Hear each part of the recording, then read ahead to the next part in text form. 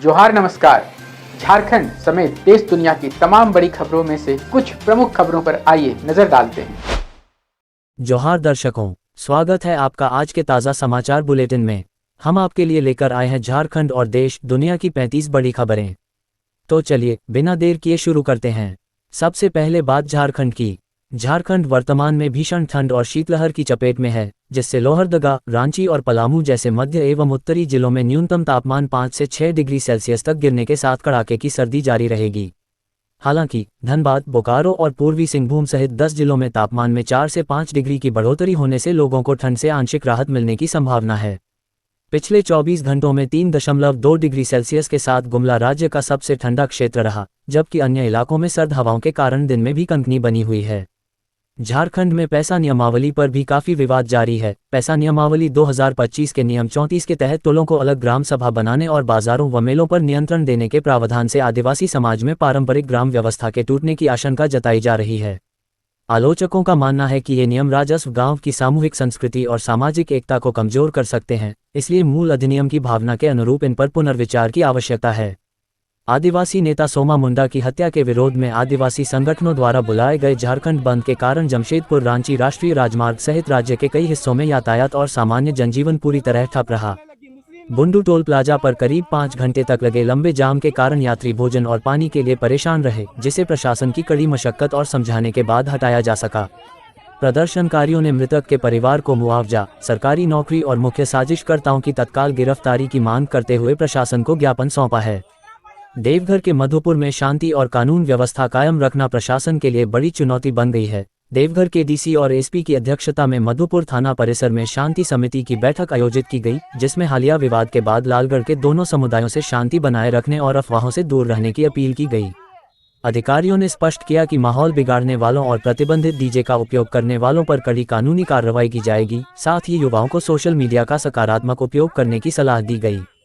Jharkhand academic council Jack ने 10वीं board परीक्षा 2026 के लिए एडमिट कार्ड जारी कर दिए हैं, जिसे स्कूल और कॉलेज के प्रधानाचार्य आधिकारिक वेबसाइट से डाउनलोड कर छात्रों को वितरित करेंगे।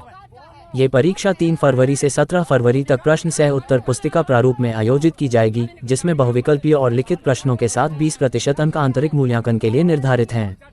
भाजपा नेता बाबूलाल मरांडी ने राज्य में बढ़ती हत्या, अपहरण और मानव तस्करी की घटनाओं का हवाला देते हुए झारखंड की कानून व्यवस्था की तुलना 90 के दशक के जंगल राज से की है। उन्होंने मुख्यमंत्री हेमंत सोरेन पर निशाना साधते हुए पुलिस प्रशासन की निष्क्रियता पर सवाल उठाए और अपहृत युवाओं की सुरक्षित बरामदगी के साथ अपराधियों पर कड़ी कार्रवाई की मांग की है। चाईबासा के नीमडीह गांव में हाथियों के हमले और जान माल के नुकसान से आक्रोशित ग्रामीणों ने वन विभाग का पुतला दहन कर प्रदर्शन किया और खनन गतिविधियों के कारण हाथियों के प्राकृतिक आवास नष्ट होने को इस समस्या का मुख्य कारण बताया। प्रदर्शनकारियों ने मृतक परिवारों के लिए 1 करोड़ रुपये के मुआवजे की मांग करते हुए चेतावनी दी है कि यदि हाथियों को आबादी से दूर कर स्थायी समाधान नहीं निकाला गया तो पूरे जिले में चक्का जाम किया जाएगा। जमशेदपुर के परसुडीह में अवैध शराब के कारोबार का विरोध करने पर शराब माफियाओं ने एक ही परिवार के 4 सदस्यों पर लाठी डंडों और धारदार हथियारों से जानलेवा हमला कर उन्हें गंभीर रूप से घायल कर दिया। घायलों का इलाज सदर अस्पताल में चल रहा है, जहां पुलिस ने उनके बयान दर्ज कर आरोपियों की तलाश शुरू कर दी है। स्थानीय निवासियों ने पुलिस पर माफियाओं से मिलीभगत का आरोप लगाते हुए अवैध शराब की बिक्री पर तत्काल रोक लगाने और दोषियों के खिलाफ सख्त कार्रवाई की मांग की है। पुलिस के नकारेपन की सजा जागरूक जनता को मिली। धनबाद की पेटिया बस्ती में नगर निगम द्वारा प्रस्तावित सीवरेज ट्रीटमेंट प्लांट का ग्रामीणों ने अपनी रैयती जमीन बचाने के लिए जोरदार विरोध किया, जिससे महिलाओं और पुलिस के बीच तीखी नोकझोंक हुई। प्रशासनिक अधिकारियों की समझाने की कोशिशों के बावजूद ग्रामीण निर्माण कार्य रोकने की मांग पर अड़े रहे और जमीन के बदले जान देने तक की चेतावनी दी है। रांची के ओरमांझी से 60 दिनों से लापता 12 वर्षीय कन्हैया की तलाश में जुटी एसआईटी ने सिल्ली से 2 संदिग्धों को हिरासत में लिया है, जबकि मामले में उत्तर प्रदेश के मिर्जापुर गैंग का हाथ होने की आशंका जताई जा रही है। पुलिस वर्तमान में हिरासत में लिए गए आरोपियों से पूछताछ कर रही है और अन्य राज्यों में चलाए जा रहे तलाशी अभियान के दौरान मिले कुछ बच्चों के सत्यापन में जुटी है। झारखंड के मंत्री दीपक बिरू ने उनके नाम से बनाए गए फर्जी फेसबुक अकाउंट के खिलाफ जनता को सतर्क करते हुए किसी भी प्रकार के वित्तीय लेन देन न करने की अपील की है।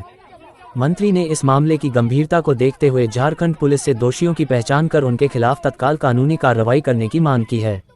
चतरा के गंगापुर गांव से 20 दिनों से लापता 14 वर्षीय किशोरी की तलाश में पुलिस अब ड्रोन और विशेष टीमों की मदद ले रही है, लेकिन अब तक कोई सुराग हाथ नहीं लगा है।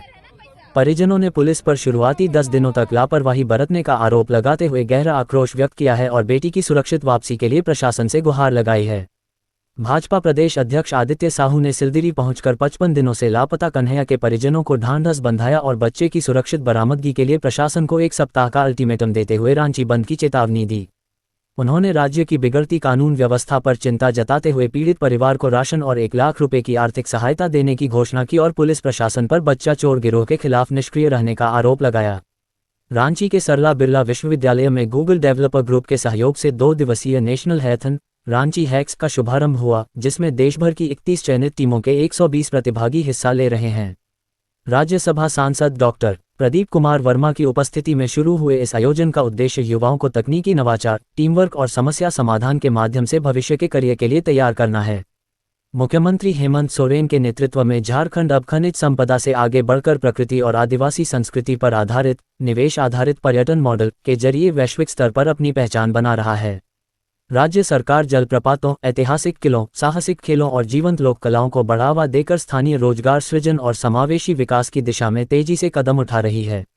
रांची सिविल कोर्ट में पॉक्सो और जुवेनाइल जस्टिस एक्ट पर आयोजित जागरूकता कार्यक्रम में न्यायिक अधिकारियों ने बच्चों से जुड़े मामलों में कानूनी सख्ती के साथ साथ मानवीय संवेदनशीलता और समयबद्ध जांच की आवश्यकता पर जोर दिया। इस समागम का मुख्य उद्देश्य पुलिस, वकीलों और अन्य हितधारकों को ये समझाना था कि इन कानूनों का लक्ष्य केवल सजा देना नहीं, बल्कि पीड़ित बच्चों का भरोसा जीतना और उनका भविष्य सुरक्षित करना है। पाकुड़ डीसी मनीष कुमार ने जिला खनिज फाउंडेशन ट्रस्ट DMFT की समीक्षा बैठक में सभी विकास योजनाओं को 31 जनवरी तक गुणवत्ता के साथ पूर्ण करने और वेंडरों का समय पर भुगतान सुनिश्चित करने के कड़े निर्देश दिए। उन्होंने अधिकारियों को खनन प्रभावित क्षेत्रों में शिक्षा, स्वास्थ्य और बुनियादी ढांचे में सुधार के लिए पारदर्शिता बरतने और निर्माण स्थलों पर स्पष्ट शिलापट लगाने को कहा ताकि स्थानीय लोगों को योजनाओं की सटीक जानकारी मिल सके। गुमला के पालकोट में सोमा मुंडा हत्याकांड में लाल देवव्रत नाथ शाहदेव की गिरफ्तारी के विरोध में ग्रामीणों ने विशाल प्रतिवाद मार्च निकालकर उन्हें निर्दोष बताते हुए अविलंब रिहाई की मांग की। प्रदर्शनकारियों ने पुलिस कार्रवाई को साजिश करार देते हुए चेतावनी दी कि यदि उन्हें जल्द रिहा नहीं किया गया तो खूंटी तक पैदल मार्च और मुख्यमंत्री आवास का घेराव किया जाएगा। रांची के उपायुक्त मंजुनाथ भजंत्री की अध्यक्षता में नगरपालिका चुनाव 2026 की तैयारियों को लेकर आयोजित समीक्षा बैठक में अधिकारियों को शांतिपूर्ण और पारदर्शी चुनाव संपन्न कराने के निर्देश दिए गए। बैठक में मतदान केंद्रों की सुरक्षा, कर्मचारियों के प्रशिक्षण और चुनावी सामग्री के प्रबंधन पर विशेष जोर देते हुए सभी कोषांगों को समय पर अपनी जिम्मेदारी निभाने की हिदायत दी गई। रांची में आयोजित बैठक में झारखंड चैम्बर और बियाडा के अधिकारियों ने बिहार व झारखंड के बीच औद्योगिक निवेश, भूमि उपलब्धता और सरकारी प्रोत्साहन नीतियों पर विस्तृत चर्चा की।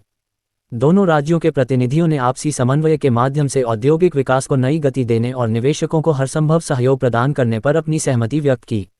झारखंड संयुक्त प्रवेश प्रतियोगिता परीक्षा बोर्ड JCECEB की वेबसाइट तकनीकी खराबी के कारण बंद होने से नीट, PG और BHMS जैसी महत्वपूर्ण मेडिकल काउंसलिंग प्रक्रियाएं बाधित हो रही हैं। आवेदन की अंतिम तिथियां नजदीक होने के कारण हजारों अभ्यर्थी असमंजस में हैं और उन्होंने वेबसाइट को जल्द बहाल करने या आवेदन की समय सीमा बढ़ाने की मांग की है। रांची में झामुमो के जिला संयोजक मुश्ताक आलम की अध्यक्षता में इंडिया ब्लॉक और विभिन्न वामदलों की बैठक हुई, जिसमें अमेरिकी विस्तारवादी नीतियों और वेनेजुएला व भारत के आंतरिक मामलों में हस्तक्षेप के खिलाफ आंदोलन का निर्णय लिया गया। इसके विरोध में सभी दलों ने 22 जनवरी 2026 को रांची के सैनिक बाजार से लोक भवन तक प्रतिरोध मार्च निकालने और राष्ट्रपति के नाम राज्यपाल को ज्ञापन सौंपने की घोषणा की है। धनबाद के भागा बांध में साइबर ठगों ने इंस्टाग्राम पर एक नाबालिग को बहन बनाकर और फिर एक्सीडेंट के नाम पर जेल भेजने की धमकी देकर उसकी मां से 2.07 लाख रुपए की ठगी कर ली। पुलिस के फर्जी वीडियो से डरी महिला ने अपने भाई से पैसे मंगाकर ठगों को ट्रांसफर कर दिए, जिसके बाद अब साइबर थाने में मामले की लिखित शिकायत दर्ज कराई गई है। अब देखिए राष्ट्रीय एवं अंतर्राष्ट्रीय सुर्खियां। मशहूर सिंगर बी प्राक, जिन्होंने तेरी मिट्टी में और रांझा जैसे गाने गाए, को कथित तौर पर लॉरेंस बिश्नोई गैंग के एक सदस्य ने 10 करोड़ रुपए की फिरौती न देने पर जान से मारने की धमकी दी है। गायक की टीम द्वारा दर्ज शिकायत के अनुसार एक विदेशी नंबर से आई कॉल और ऑडियो मैसेज में खुद को अर्जू बिश्नोई बताने वाले व्यक्ति ने 1 हफ्ते के भीतर रकम की मांग की है। मोहाली पुलिस ने इस मामले को गंभीरता से लेते हुए विदेशी नंबर और वॉइस मैसेज की जांच शुरू कर दी है और गायक की सुरक्षा सुनिश्चित करने का भरोसा दिलाया है। ग्रीनलैंड मुद्दे पर समर्थन न मिलने पर अमेरिकी राष्ट्रपति ट्रंप द्वारा टैरिफ लगाने की धमकी दिए जाने के बाद अमेरिका और यूरोपीय देशों के बीच तनाव चरम पर पहुंच गया है। जवाबी कार्रवाई करते हुए यूरोपीय संघ ने अमेरिका के साथ जुलाई 2025 से जारी द्विपक्षीय व्यापार समझौते की बातचीत को अनिश्चितकाल के लिए रोक दिया है। भाजपा सांसद और गायक मनोज तिवारी के मुंबई स्थित आवास से 5.40 लाख रुपए की चोरी के आरोप में पुलिस ने उनके एक पूर्व कर्मचारी को सीसीटीवी फुटेज के आधार पर गिरफ्तार किया है। आरोपी सुरेंद्र कुमार शर्मा बनावटी चाबियों की मदद से घर में प्रवेश कर पिछले कुछ समय से चोरी की वारदातों को अंजाम दे रहा था, जिसे पुलिस ने मैनेजर की शिकायत पर त्वरित कार्रवाई करते हुए दबोच लिया। सुप्रीम कोर्ट के जज जस्टिस सतीश चंद्र शर्मा को साइबर ठगों ने फर्जी ट्रैफिक चालान का लिंक भेजकर ठगने का प्रयास किया, जिसे उन्होंने समय रहते पहचान लिया। इस घटना का जिक्र करते हुए जस्टिस शर्मा ने आगाह किया कि जब जज भी ऐसे सुनियोजित फ्रॉड के निशाने पर हैं, तो आम जनता को और अधिक सतर्क रहने की आवश्यकता है। जमीयत उलेमा-ए-हिंद के अध्यक्ष मौलाना महमूद मदनी ने बिहार में मुस्लिम समुदाय के खिलाफ बढ़ती हिंसा और मॉब लिंचिंग की घटनाओं पर चिंता जताते हुए मुख्यमंत्री नीतीश कुमार को पत्र लिखकर दोषियों पर कड़ी कार्रवाई की मांग की है। उन्होंने नवादा, मधुबनी और मधेपुरा की जघन्य घटनाओं का जिक्र करते हुए सरकार से पीड़ित परिवारों को न्याय, मुआवजा और सुरक्षा सुनिश्चित करने तथा नफरती मानसिकता पर लगाम लगाने का आग्रह किया है। प्रयागराज में मौनी अमावस्या के अवसर पर संगम तट पर आस्था का सैलाब उमड़ पड़ा है, जहां रविवार सुबह 7 बजे तक ही लगभग 50 लाख श्रद्धालुओं ने पवित्र डुबकी लगाई। प्रशासन ने अत्यधिक भीड़ को देखते हुए विशेष प्रबंधन लागू किया है और सुरक्षा व्यवस्था बनाए रखने के लिए संगम नोड से श्रद्धालुओं की आवाजाही की निरंतर निगरानी की जा रही है। इंडिगो फ्लाइट संकट मामले में बड़ी कार्रवाई करते हुए डीजीसीए ने एयरलाइन पर 22 करोड़ रुपये का भारी जुर्माना लगाया है और भविष्य में सुधार सुनिश्चित करने के लिए 50 करोड़ रुपये की बैंक गारंटी जमा करने का निर्देश दिया है। इसके साथ ही कंपनी के सीनियर वाइस प्रेसिडेंट को उनके पद से हटा दिया गया है और उन्हें भविष्य में किसी भी जवाबदेह पद पर नियुक्त न करने के कड़े आदेश दिए गए हैं।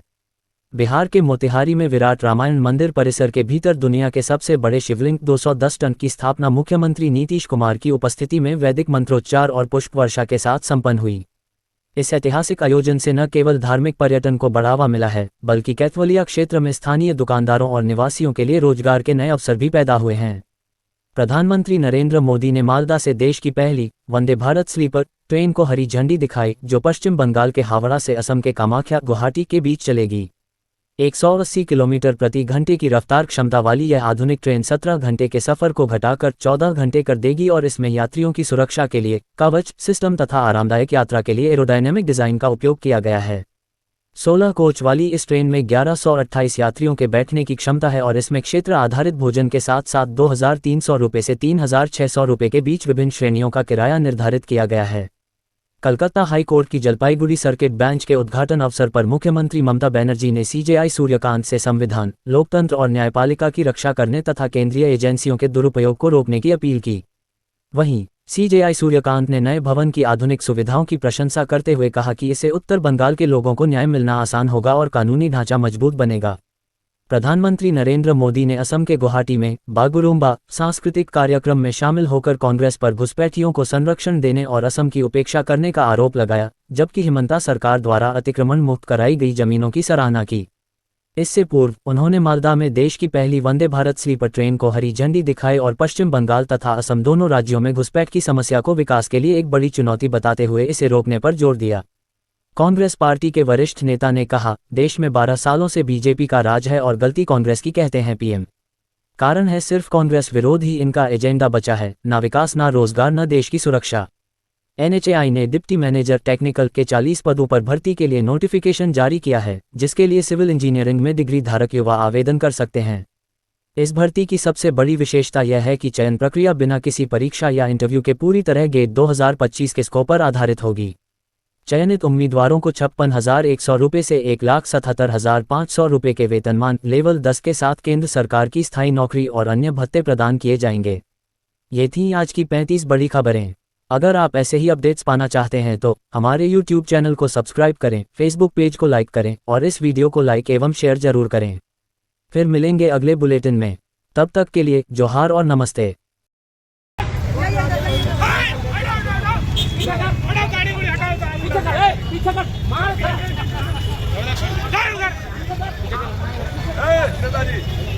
दादी बंदी है, बंदी करने चाहिए 4 बजे तक फिर उबर के एक बात नहीं हम लोग